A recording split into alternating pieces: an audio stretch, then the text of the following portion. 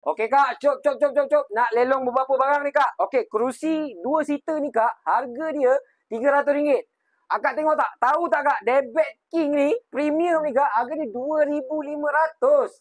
Okey, minyak polis ni RM35. Alamak, lampu ni RM280. Kursi ni pula, aku rasa dah RM200 dah. Kapek ni pun dah sampai harga RM50. Kira-kira pula harga dia Kak, Cop. Kau nak jual berapa? Semua 3,800. 3,800 ke apa ke aku tak kira. Semua yang ada dekat sini termasuk Debit King ni harga dia RM2,200. Untuk kalau tak nak Debit King boleh ambil Debit Queen, harga dia RM1,800. Ini kau jual sekarang. Okey. Hanya ada berapa set kau tentukan. Okey, untuk 2,200 ni kita ada 5 set saja. Untuk 1,800 ni makna kata Debit Queen lah. Kita ada 5 set juga. Korang berminat? Korang berminat dengan barang-barang ni semua? Korang PM sekarang, okey?